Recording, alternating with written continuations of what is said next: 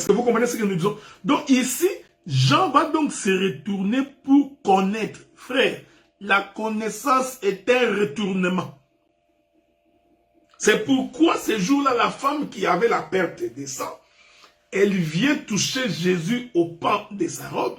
L'Écriture dit qu'elle était venue par derrière, c'est-à-dire elle était venue de dos. Quand cette femme vient par derrière, par le dos de Jésus, cette femme en réalité est encore dans les ténèbres. Cette femme va donc représenter la maison d'Israël. Mais l'Écriture dit, Jésus se retourna, voilà, pour que la femme soit éclairée. Comprenez frère, quand tu étais dans Bima, dans Pévalon, dans Mukunadju, chez Mukungubil, quand tu étais encore dans ces groupes de prières-là, en réalité, tu ne voyais Dieu que des dos. Ce que tu pensais être la parole n'était pas la vraie parole. Israël pensait avoir Moïse. Il pensait qu'avoir Moïse suffisait. Et il était orgueilleux parce qu'il a Moïse. Il était orgueilleux parce qu'il avait Moïse. Israël pensait qu'il avait la connaissance. Alors qu'en réalité, Israël était dans le ténèbre. Regardez frère. Je vous ai toujours dit que l'humilité précède la gloire. Et quand la Bible dit que Dieu fait grâce aux humbles, ça c'est vrai. Quand tu es humble, Dieu va t'élever. Dieu te donnera la connaissance la plus supérieure parce que tu es un homme humble. Deux individus sont allés prier dans un temple. Écoutez le pharisien. Le pharisien, c'est celui qui croyait avoir la loi. Le pharisien pensait qu'il est spécial. Le pharisien, lui, pensait qu'il est arrivé. Il dit, Éternel Dieu, moi, je ne suis pas comme ces publicains. C'est la prière que tu fais. Cette prière, elle est diabolique. Je ne suis pas comme ces publicains. Moi, je jeûne 2 fois par jour. Je donne ma dîme. Je donne mes offrandes. Moi, il s'est vanté la poitrine. Alors que, de l'autre côté, il y avait un publicain qui disait, Seigneur, je ne suis pas digne de me tenir devant ta face. C'est celui-là qui a affiché l'humilité que Dieu a agréée. Bien-aimés dans le Seigneur, apprenez à vivre la vie de Dieu humblement. Que les gens disent, waouh, il est véritablement un homme de Dieu. Mais ta manière de vivre doit être simple, frère. On peut manger, boire avec toi, discuter comme ça. Tu auras l'impression que je suis un balai de la rue. Comme Paul dit, nous sommes considérés comme étant les balayures de ce monde. Cependant, c'est nous qui enrichissons beaucoup. Cette femme, il a fallu que Jésus se retourne pour que la femme soit éclairée. La connaissance, c'est un retournement. Abandonne ta fausse confession que tu as quand tu écoutes une parole qui t'éclaire. Quand tu saisis les mouvements des Écritures, ça ne t'enlève rien que de te repentir et de dire je vais embrasser cet évangile. Est-ce que vous comprenez ce que nous disons, frère? Je ne te demande pas d'embrasser une communauté. J'ai vu beaucoup de gens aujourd'hui, ils changent les noms. Son église s'appelait Tantompong, quelque chose comme ça, ok? Alors, ils changent les noms seulement de l'église, ils mettent Assemblée des Saints. Non! L'Assemblée des Saints n'est pas un nom, c'est un enseignement. Donc, c'est le fond. C'est le son de la trompette. Je continue. Je me retournais pour connaître quelle était la voix qui me parlait. Vous voyez, frère? C'est ce qui est arrivé à Moïse. Moïse, c'est bizarre, hein, frère? La Bible dit que Moïse vit un buisson ardent tout en feu, mais ne se consuma point. Pendant qu'il s'avançait, la Bible dit que Moïse se retourna pour voir. Cette écriture-là est contradictoire. On va lire ça quand même. Lisons ça. J'ai toujours trouvé cette écriture-là un peu bizarre. Souffrez, hein? Je vais lire ça.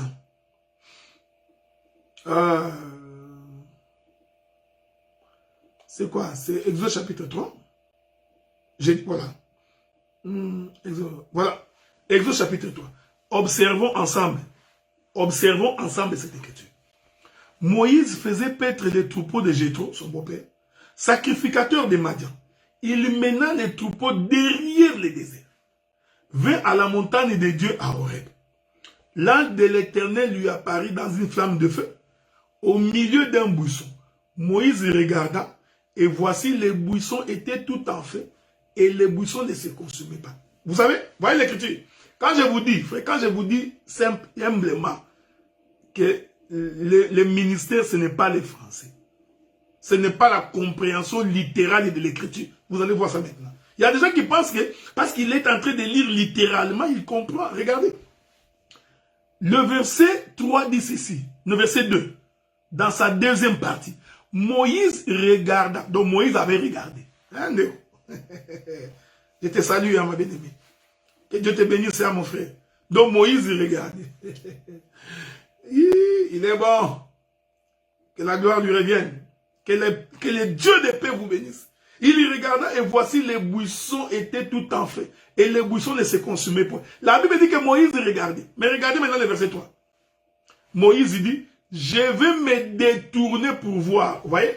Voilà, hein, frère. Vous voyez l'évangile, hein? Vous voyez? Donc, littéralement, ça n'a aucun bon sens. Parce qu'il y regardait déjà les buissons. Il avait déjà, il a regardé les buissons. Il a vu que ça ne se consumait pas. Mais le verset 3 dit, Moïse dit, je vais me détourner. Quelque chose ouais, c'est ici que nous confirmons que l'évangile n'est pas donné à n'importe qui. Parce que ça là, tu ne peux pas expliquer. Si tu es en face d'un musulman, il va t'avoir. Il dit, vous voyez votre Bible là, c'est n'importe quoi. La Bible dit que Moïse regarde. Pourquoi il va encore se détourner? Pour voir. Alors qu'il regardait déjà. Ici, nous comprenons que regarder et voir n'est pas la même chose. Regarder à une interprétation, voir aussi à une autre interprétation. Je vais vous trouver l'écriture. Souffrez, hein? Parce que quand je parle comme ça,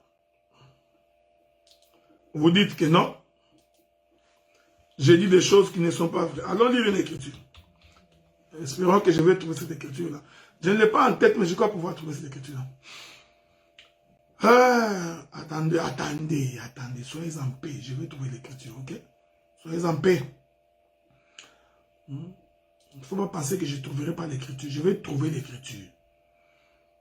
Lisons. Voilà.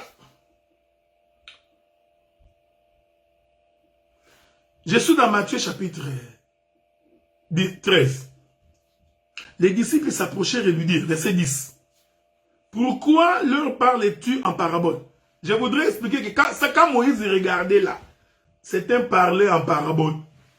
Voyez-vous? Donc il y a regarder et voir. Donc regarder ici, c'est une parabole. Voir, c'est l'interprétation de la parabole. Matthieu chapitre 13, verset 10.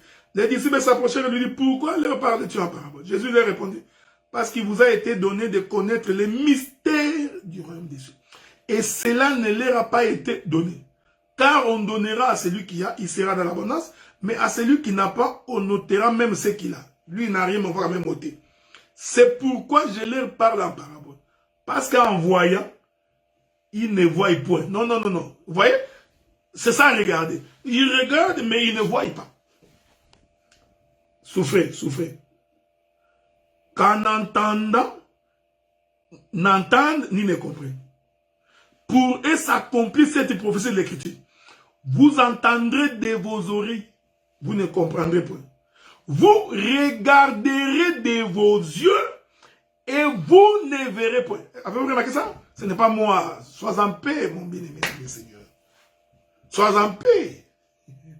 Est-ce que vous comprenez? Je vais rentrer dans l'Apocalypse. Je suis en train de célébrer le mariage des Écritures, ok? Le véritable mariage d'Adam et Ève. Regardez.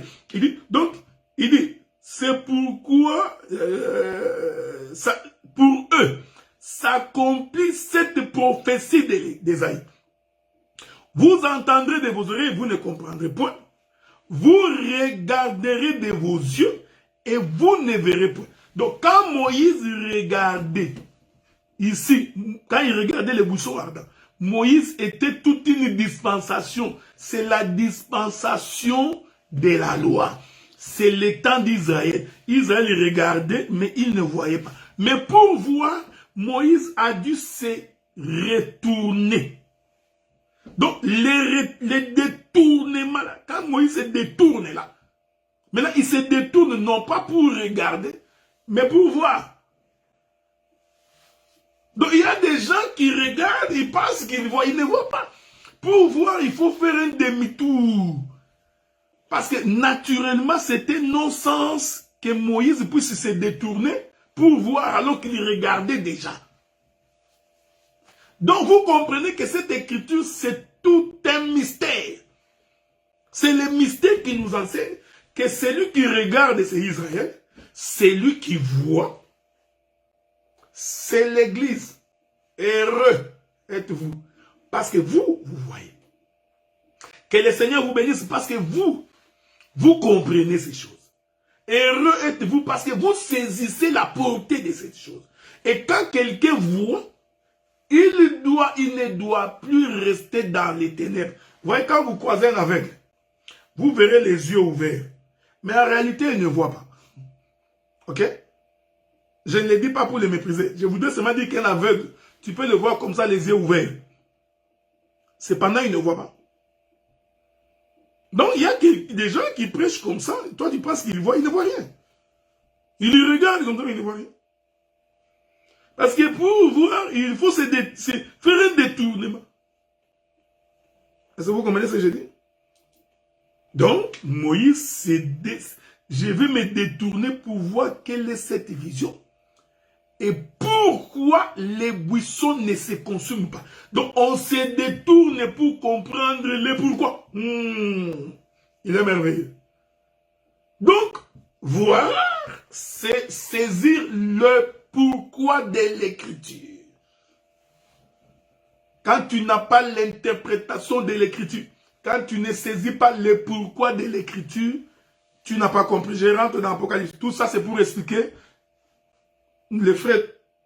Mais souffrez, je vais avancer pour aller vite. J'ai l'impression que je n'ai rien dit jusqu'à preuve du contraire. J'ai l'impression que pourtant, je parlais pendant presque 1 heure maintenant. Regardez. Je rentre dans l'Apocalypse. Rentrons dans l'Apocalypse. Ok?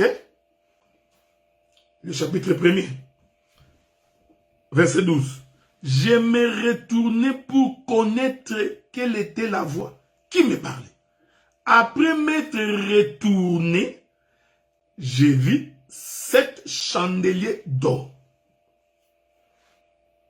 Quand il s'est retourné, c'est alors maintenant qu'il va voir la vision nette.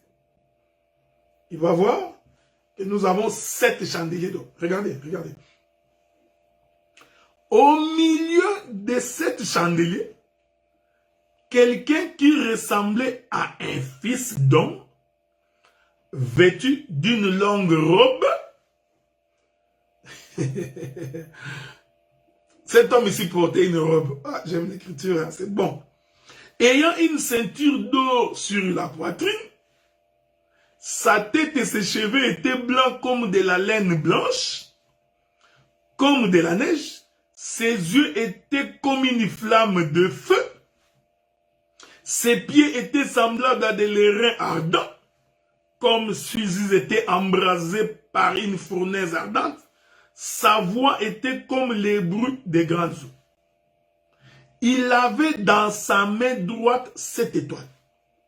Dans sa bouche sortait une épée aiguë à 2 tranchants. Son visage était comme le soleil lorsqu'il brille dans sa force. Quand j'ai vu, j'ai tombé à ses pieds.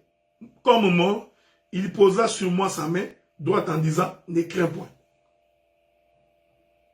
Regardez maintenant. On va ajouter une écriture. Pour que vous compreniez ce que nous disons finalement. La Bible dit que lorsque Jean entendait la voix, il entendait la voix par derrière. Et nous disons que cette voix qu'il entend par derrière, là, c'est une dispensation, c'est-à-dire que c'est la dispensation de la loi. Au temps de la loi, les livres étaient fermés. Je prends, est-ce que vous me suivez? Les livres étaient fermés. Donc, regarder, c'est les livres fermés. Voir, c'est regarder à l'intérieur du livre. Je vais donner un exemple. Bon, je prends un bouquin avec moi, je prends ce papier-là. Ça, c'est un livre. Je regarde. Vous voyez? Pour voir, il faut ouvrir. Est-ce que vous comprenez ce que nous disons? Donc, ça, c'est voir. Mais quand c'est roulé, c'est fermé. Quand c'est fermé, c'est regarder. C'est pourquoi ce jour-là, quand Jésus entre dans la synagogue, on lui remit les livres d'Ésaïe. Ésaïe qui avait dit, vous regarderez, mais vous ne verrez pas.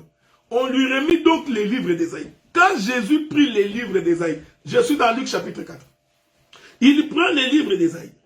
Jusque-là, les livres étaient roulés, fermés, cachetés. Nous disons que ces livres-là, c'est ça la lettre que David avait donnée à Uri.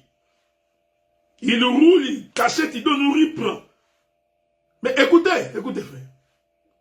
Celui qui a fermé, c'est celui-là qui a la capacité d'ouvrir. Donc ces livres-là attendaient que Jésus vienne. Dès qu'il arrive, on lui remet les livres. On dit, bon, puisque il n'y a que toi qui avais fermé, essaie d'ouvrir. Jésus prit les livres. Quand Jésus prend les livres, là, c'est toute une dispensation, c'est la loi.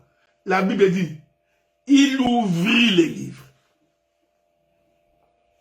Quand il ouvre, maintenant, il va lire. Là où c'est écrit, l'Esprit du Seigneur est sur moi, il m'a envoyé pour proclamer, délivrer, guérir. Est-ce que vous me suivez? Hein? Donc, cette lecture-là que Jésus faisait, c'est le temps de la grâce. Parce que c'est au temps de la grâce que Jésus est venu nous sauver, nous guérir, nous libérer, nous affranchir du péché. Donc, quand les livres viennent, il est fermé. Le peuple n'est pas sauvé. Quand il ouvre, c'est le temps de la grâce. Il y a deux temps ici. Donc, vous comprenez? Je répète ça calmement. Oh, pour que le salut vienne, il faut que le porteur du livre meure. C'est ce qu'Hébreu nous dit. Prenons le livre d'Apocalypse. Chapitre 5. Je commence par les premiers versets. Puis je vis dans la main droite de celui qui est assis sur le trône un livre écrit en dedans et en dehors. Donc, écrire en dehors, c'est les prophètes. Écrire en dedans, c'est l'explication du dehors. Scellé de cette sceaux. Puis j'ai vu un ange puissant qui criait d'une voix forte, qui est digne d'ouvrir les livres et d'en rompre les sceaux. Personne dans les cieux, ni sur la terre, ni sous la terre, n'a pu ouvrir les livres ni les regarder.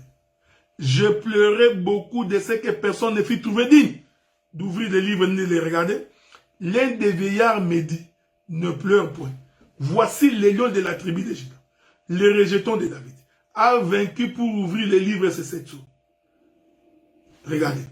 J'ai vu au milieu du trône des 4 êtres vivants et au milieu des vieillards un agneau qui était là comme immolé. Il avait 7 cornes, 7 yeux qui sont les 7 esprits de Dieu envoyés par toute la terre. Est-ce que vous remarquez cette chose? Donc, dans les livres, il est question de Jésus. Donc maintenant nous comprenons cette Uri-là. Je vous prie de m'accorder 15 minutes, ok? Je sais que j'ai pris beaucoup de votre temps, mais accordez-moi 15 minutes. Uri qui prend les livres va chez Joab. Il vient avec les livres, il donne à Joab. Joab maintenant va accomplir la volonté de David. Donc, Joab va ouvrir les livres. Ici, Joab devient l'interprétation du livre.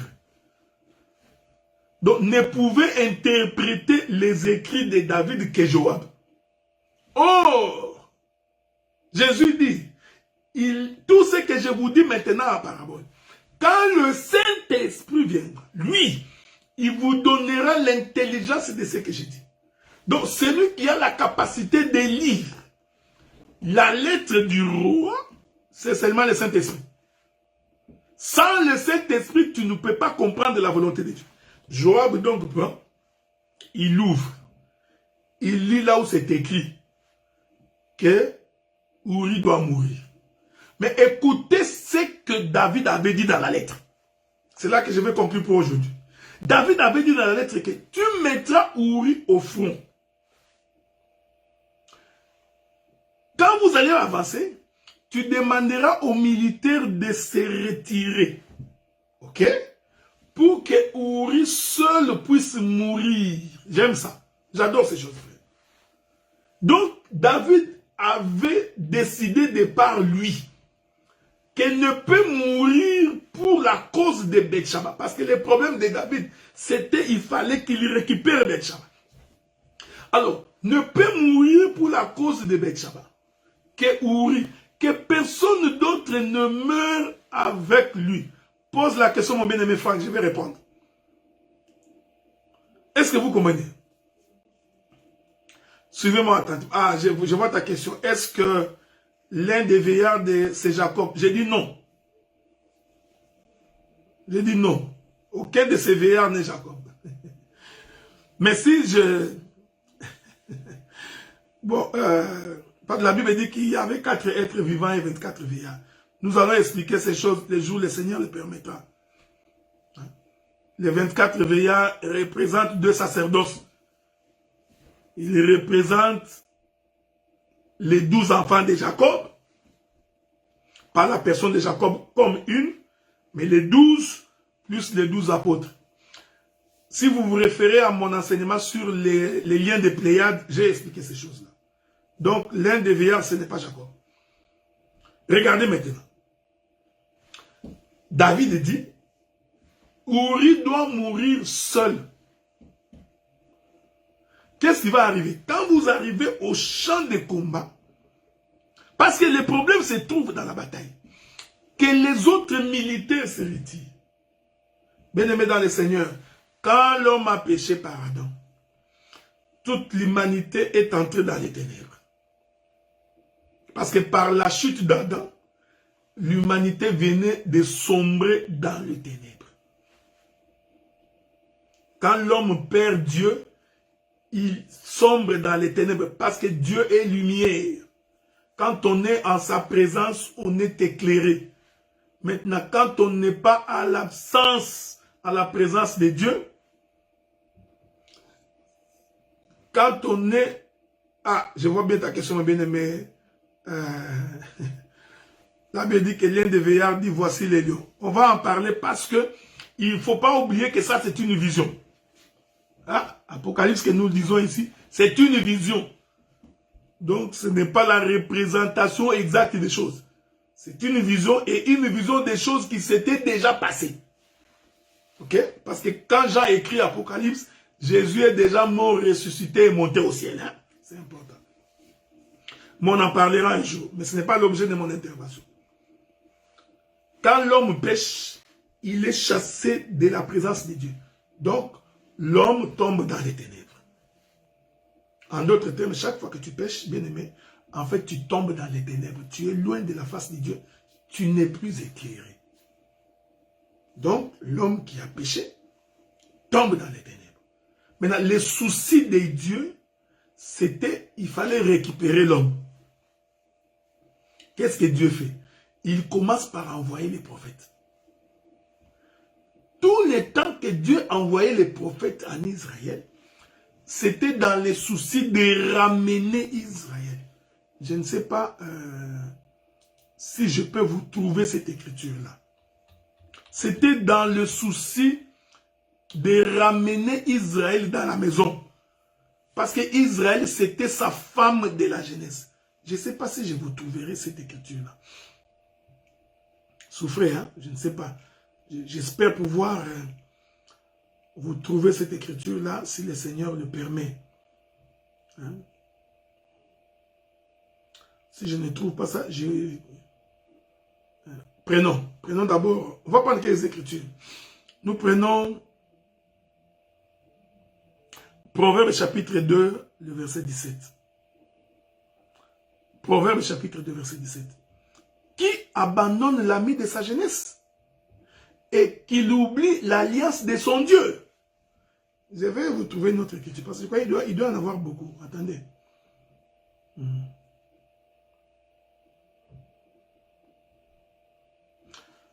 Proverbe chapitre 5, verset 18. Que ta source soit bénie et fais ta joie de la femme de ta jeunesse.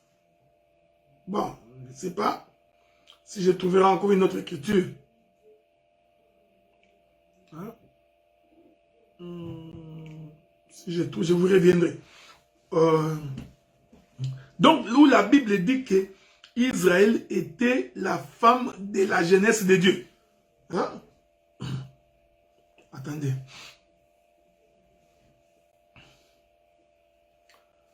Je reviendrai quand je vais vous trouver cette écriture. Donc, en chassant Adam, le souci d'Adam, c'était de devoir ramener sa femme. Ok. Ésaïe chapitre 49, verset 5. Hein? Allons voir ça. Ésaïe 45, 49, verset 5. Attendons voir ça. Ésaïe 49, verset 5. Souffrez, hein? Je vais trouver cette écriture-là pour vous. Ok. C'est très important. Que dit la Bible? Donc, Ésaïe 45, verset 5, peut-être 6. Allons lire ça un peu, je vais voir.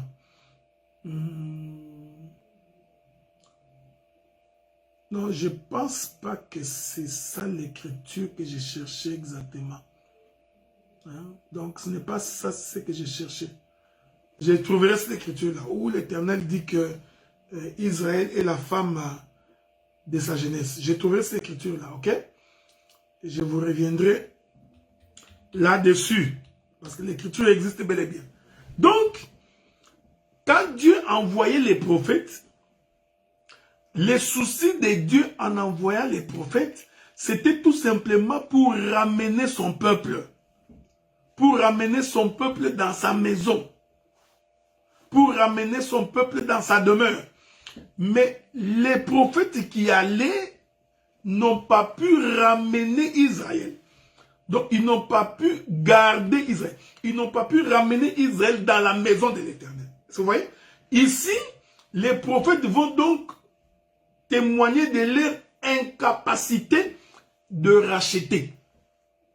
Est-ce que vous comprenez ça? Sois béni. Ésaïe 54, 6. Que Dieu te bénisse, mon frère.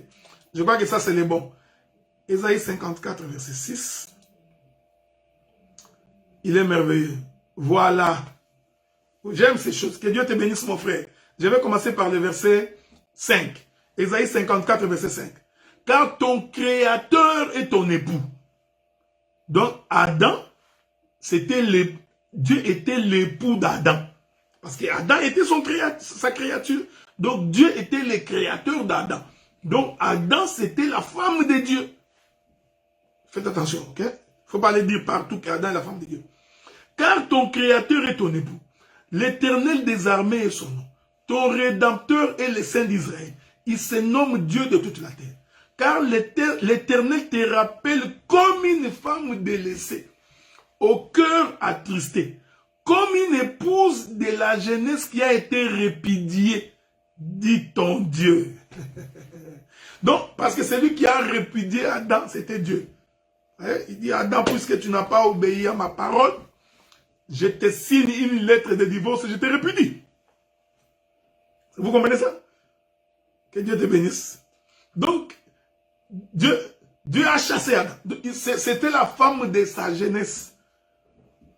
Le temps nous manque pour expliquer la jeunesse de Dieu. Donc, le souci de Dieu, comme Adam était infidèle, qu'est-ce que Dieu fait? Il les chasse de sa présence. Le souci de Dieu, c'était que Dieu voulait à tout prix ramener sa femme de la jeunesse. Je ne te demande pas d'aller récupérer la femme de ta jeunesse. Hein. Ce n'est pas ce que j'ai dit. Ok? Prenons Juge chapitre 19. Juge 19, premier verset. Dans ce temps-là, il n'y avait point de roi en Israël. Un Lévite qui séjournait à l'extrémité de la montagne d'Éphraïm prit pour sa concubine une femme de Bethléem de Juda. Sa concubine lui fit infidèle.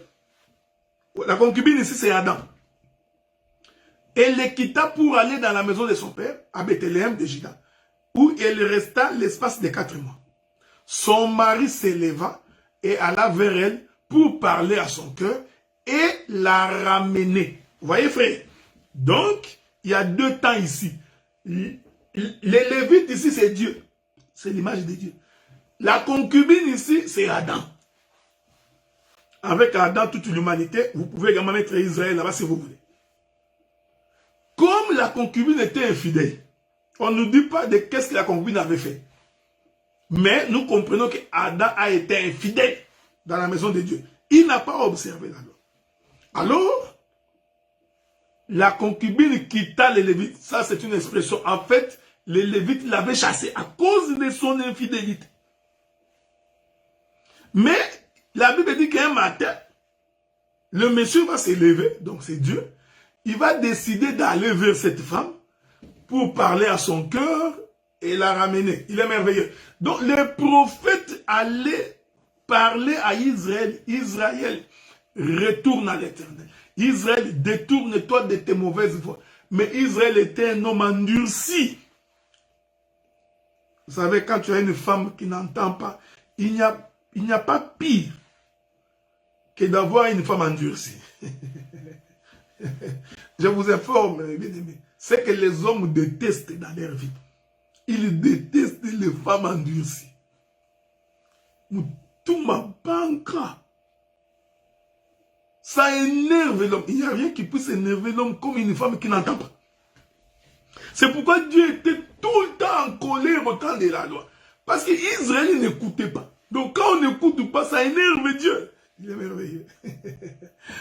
Voyez-vous, frère, le temps de la loi, c'est le temps où la femme n'écoute pas. Donc Dieu est en colère. C'est pourquoi tu verras dans une maison, quand la femme n'écoute pas, il y a du combat chaque jour. Tout le temps, il y a des discussions. L'homme est toujours en colère. Il est en colère parce que la femme n'écoute pas. Avez-vous remarqué ces choses? Il est merveilleux, le Père de gloire. Regardez, je vais finir. Donc, c'est Uri là qui va avec les militaires. Les militaires qui se retirent là, en réalité, ces militaires représentent les prophètes qui témoignent de leur incapacité de mourir pour Bathsheba. Parce que David voulait que Uri seulement puisse mourir, pas quelqu'un d'autre. Uri. Alors, pour que Uri meure seul, il faut que les autres se retirent. C'est pourquoi nous disons, aucun prophète n'est mort pour le peuple. Aucun. Chacun portera son propre fardeau. L'âme qui pêche, c'est celle-là qui mourra. Les prophètes ont dit non. Nous ne pouvons pas porter cette charge. Maintenant, qu'est-ce qu'on fait? Les prophètes se retirent. Nous disons que les retraits des prophètes là, c'est la fin du temps de la loi. Donc quand les prophètes se retirent, c'est parce que lui-même, les vrais, celui dont il est question, doit se présenter lui-même. Voilà pourquoi, quand les prophètes ont prophétisé, ils ont prophétisé jusqu'à Jean. Arrivé chez Jean, fini. Pourquoi? Parce que lui-même, le Seigneur Jésus-Christ vient de se présenter. Il dit à Jean-Baptiste, faisons ce qui est juste. Jean-Baptiste dit, il faut que moi je diminue et que lui croisse. Vous comprenez? Jean-Baptiste est la fin de tous les prophètes. Donc c'est Jean-Baptiste qui vient mettre fin au temps de la loi. Il dit, il faut que je diminue. En d'autres termes, il faut que nous rentrions. Il faut que nous disparaissions. Il ne faut pas que nous allions jusque là-bas. C'est pourquoi aucun prophète n'a été baptisé. Avez-vous remarqué ça? Il n'y a aucune écriture qui dit qu'un prophète, on a pris les prophètes, on l'a baptisé dans l'eau. Et puis je me pose la question. Il est merveilleux Dieu. Parce que le baptême, c'est la mort.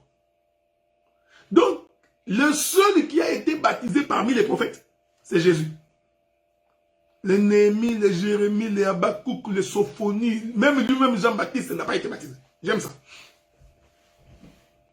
Ce sont les militaires qui se retirent, qui disent regardez les eaux du baptême.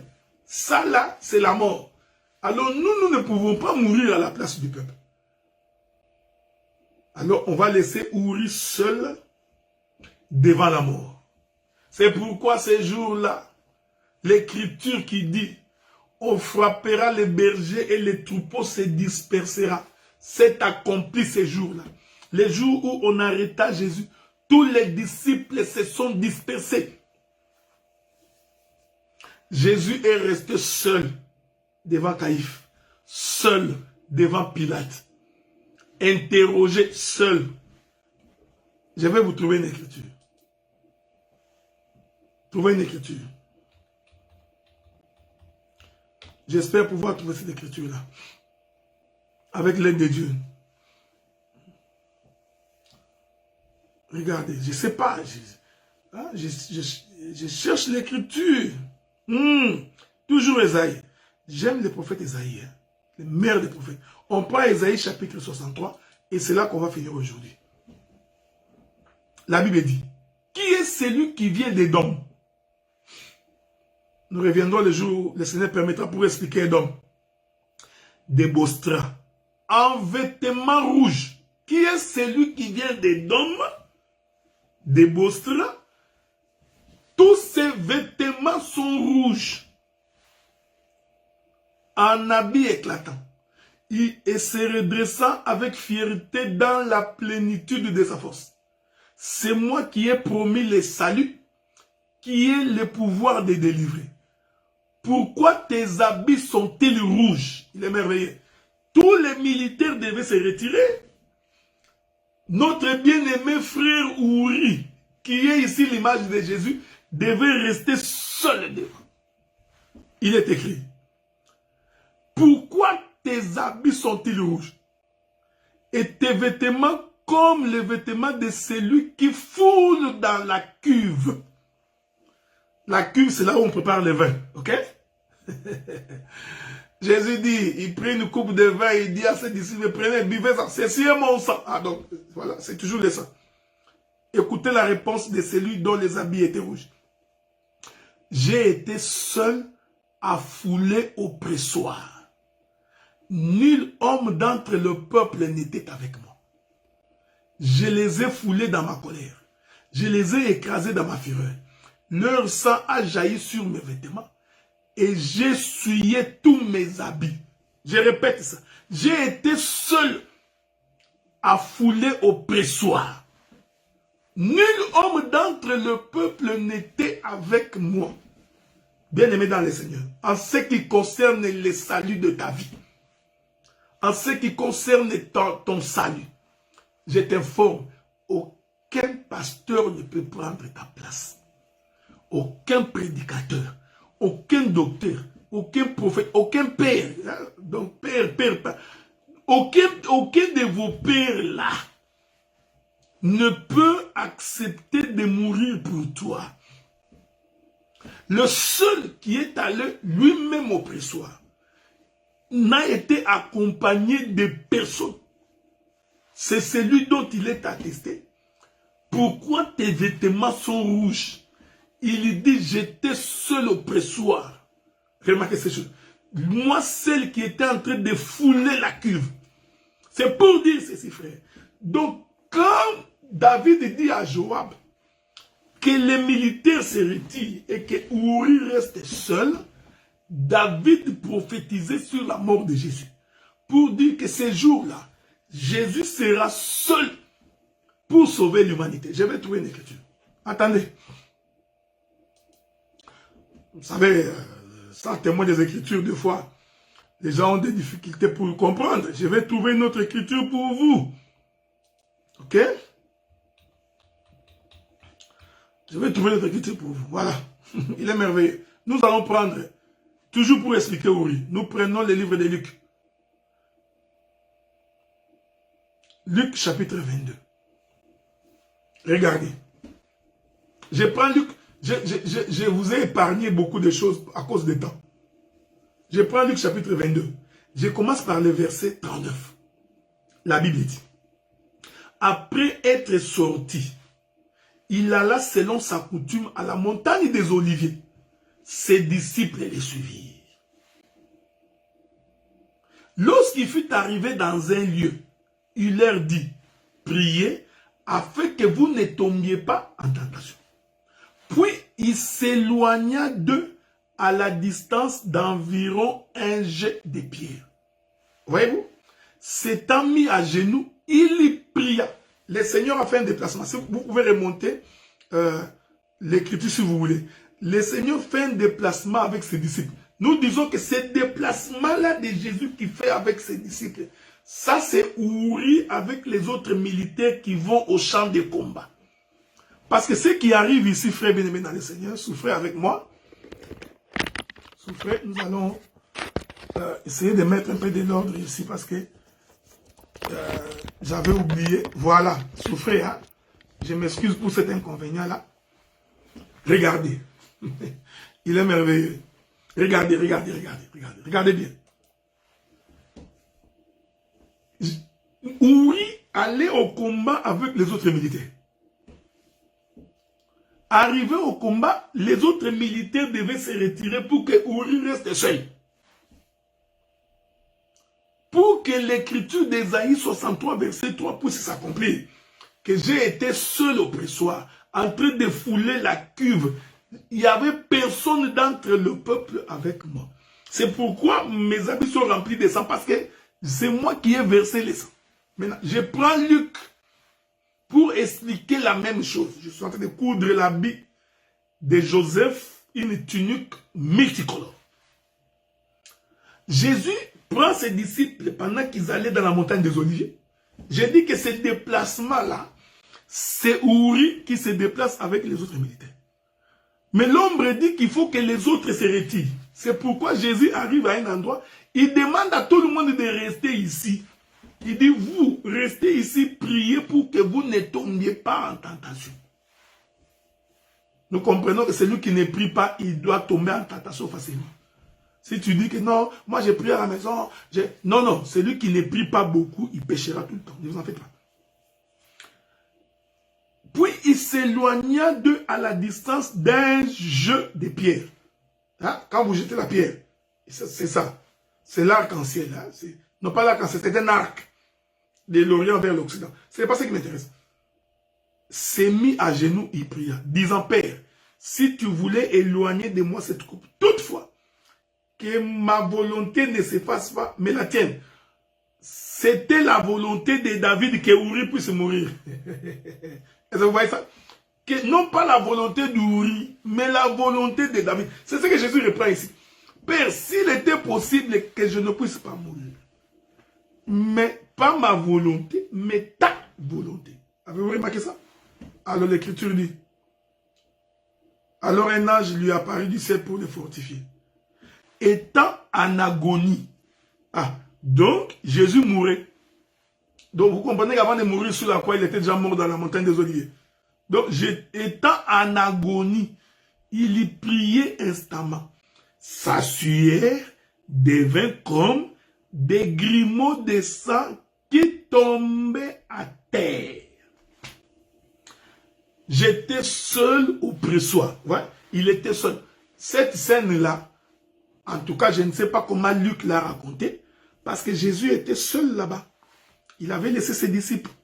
Je ne sais pas par quel mécanisme Luc a compris ce qui s'est passé quand Jésus priait seul et qu'il était devenu agonisant et qu'il a transpiré, sa sueur devient comme des sang, des grumeaux de sang. Donc, c'était pour attester de la mort d'Uri. Est-ce que vous comprenez ce que nous disons? Donc, Uri ici qui est en train de mourir, c'est le Seigneur Jésus-Christ. Avez-vous remarqué ça? Bon. Le samedi prochain, je reviendrai pour expliquer que Uri, c'est aussi l'acte dont les ordonnances nous condamnaient. Que la paix du Seigneur soit avec vous. J'ai été long. Je vais demander que lorsqu'on mettra cette vidéo sur Facebook, sur YouTube, si on peut la couper en deux, ça sera une bonne chose. Parce que j'ai été long. Que Dieu vous bénisse. Je vous souhaite un bon week-end. Nous serons en ligne, en direct demain sur Facebook, dans l'Assemblée des Saints de Montréal. Et le mois de mars, nous serons dans l'Assemblée des Saints de Gatineau pour commencer un nouvel enseignement. Que Dieu vous bénisse et qu'il vous garde.